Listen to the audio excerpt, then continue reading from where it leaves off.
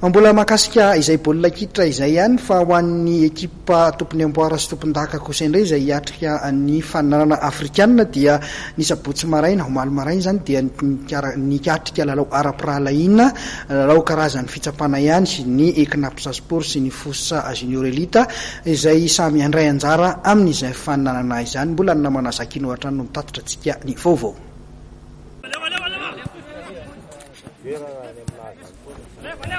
Efa samy vonina hiatrika ny fifanitsanana afrikanina isan-tarika taranja baolina kitra na ny ekipan'ny Fossa Junior FC na ny ekipan'ny Knapsa Sport Itasy. Izy ireo izay efa atao anatin'ny herinandro maromaro no nanomatena. Mba hoentina miatrika izany fifaninanana kontinantaly izany ary dia nanao lalao ara-pirahalaina ateny amin'ny kianja Knapsa Votovorona reto solitena malagasy reto omaly maraina. Tamin'izany no nivoahan'ny ekipan'ny Fossa Junior FC ho mpandresy tamin'isa ronoray. Ny ekipan'ny Knapsa Sport anefa nanokatra nisa tamin'ny alalan'ny Olivier vao nanomboka 2 minitra monja ny lalao.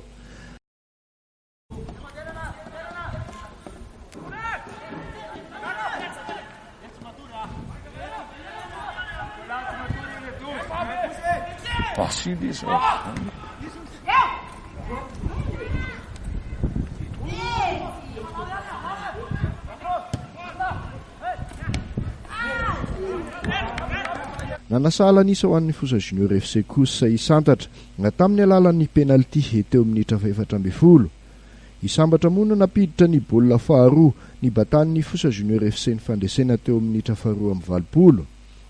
Ireto ekipa roa ireto izay efa samy nampijoro ireo mpilalao vaovao nalaina natevina ny ekipa tamin'ity fiaonana ity.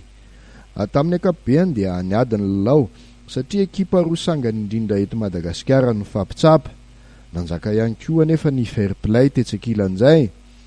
Tsaivina fa handray ny ekipan'ny Pamplemousse SC avy any Maurice amin'ny lalao mandroso ny savaranando ny fiadinan'ny tompon-dakany Afrika isan-tarika ny Fossa Junior FC ny sabotsy 10 Agosta ho avy izao ao amin'ny kianja Rabe Mananjara Mahajanga.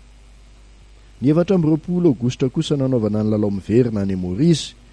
Noho ny zava-bitan'ny solitena malagasy tato ato tamin'ny fiadinany amboaran'ny Confédération kosa dia tsy atrika ny fiodinana voalohan'ny ekipan'ny Knapsa Sport fa iandry izay mpandresy amin'ny ekipan'ny Saint-Louis Seychelles sy ny TS Galaxy avy any Afrika Atsimo. Diso marina izay satria tena ny dediavinay ny match ohatran'ireny anisan'ny entraînement faraparany nafahana ny jery hoe hatraizany mpilalao ary mahita hoe mandeha any amin'ny lalana tokony mizorany tsara izany ny préparation amin'izao fotoana satria teo vao tena fantatra hoe efa mavita zavatra azo eritreretina aminy ireo mpilalao.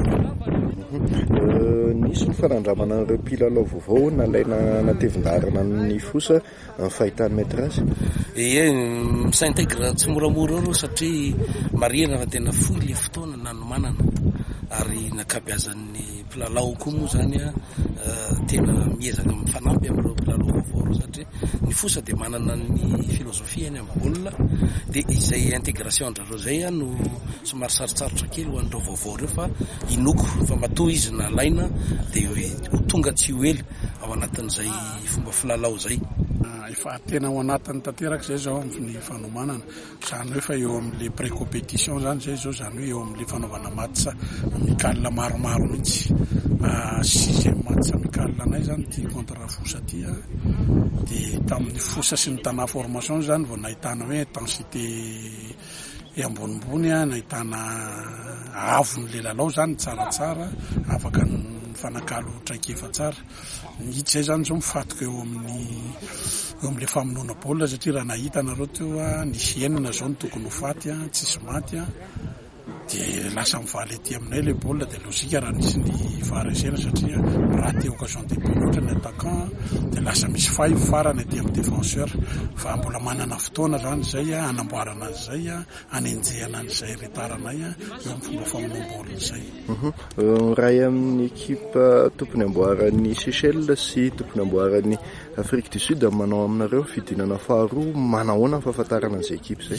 Zao zay mbola hiezaka tady momba n'ireo ekipa anankiroa reo tsisy fantatra mihitsy ireo ekipa reo na ity Afrique du Sud aty ary mbola anarany sambany voare fa ny Seychelles moa efa fantatra le Saint-Louis ngamba ny raha tsy diso a efa fatapatatra ihany fa mpandray anjara fa ity le Afrique du Sud ity tena mbola tsy fantatra mihitsiny ezak'izay mbola hitady a renseigner momba ny hoe manao ahoana io ekipa io. Tsikaritra ihany koa fa misy fanovana mpilalao any Knapsa Sport aorinan'ny championnat national inona ny ia nisy ny fanovana moa zany a surtout teo amin'ny milieu somary misy betsaka de zao moa zany zay vao miezaka indray mamboatra manatsara an'izay zavatra e manamasaka zany indrindrindrindra ny fiarahan'izy ireo.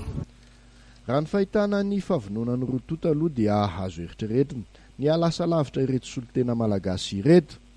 Mila manam-porofo ny ekipa solotena malagasy hoe tsy ny Barea ihany no namiratra, afaka manao ezaka goavana ihany koa ny ekipa ny Fosa Junior FC sy ny Knapsa Sport Itasy ho an'ny tontolon'ny baolina kitra malagasy.